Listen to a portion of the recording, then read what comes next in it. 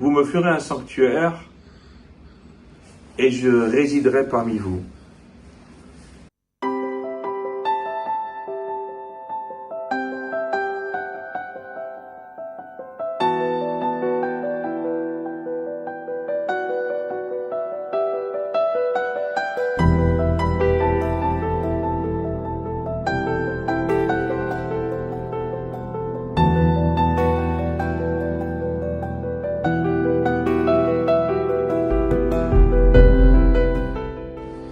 La Gemara Megillah en 6b nous dit la chose suivante au nom de Rabbi Yochanan.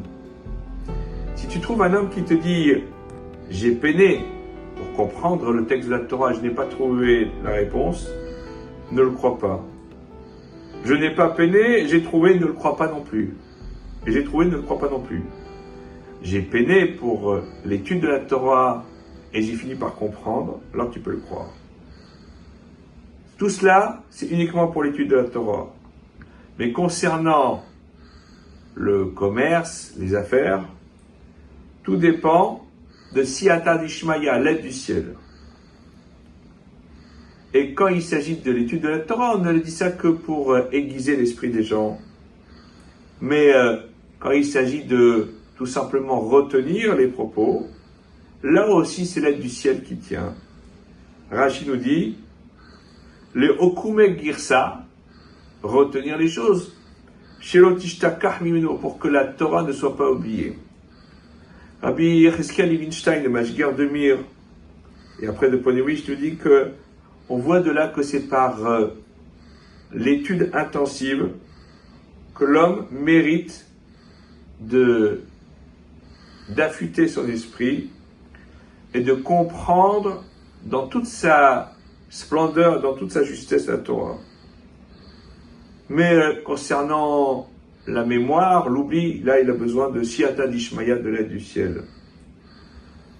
En vérité, on voit bien que si on veut acquérir la Torah de manière émitie, réelle, vraie, alors il faut non seulement l'étudier de tout son cœur, de toute sa force, mais aussi implorer le Créateur afin qu'il nous donne la Siyata d'Ishmaya, l'aide du ciel, pour que la Torah reste en nous et ne s'oublie pas.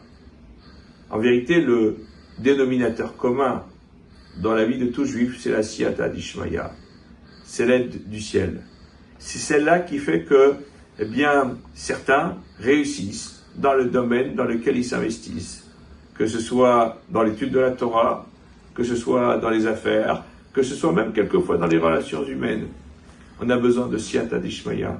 C'est celle-là qui nous permet de créer un sanctuaire en notre cœur, en notre sein, et de faire en sorte que finalement, on puisse donner du liant à la vie des communautés. Résider parmi nous, on le demande à Hachem, et pour qu'il puisse résider, on a besoin de la Siyata d'Ishmaya. C'est cela pour lequel nous devons prier, pour nous et pour tous ceux que nous aimons. Shabbat Shalom.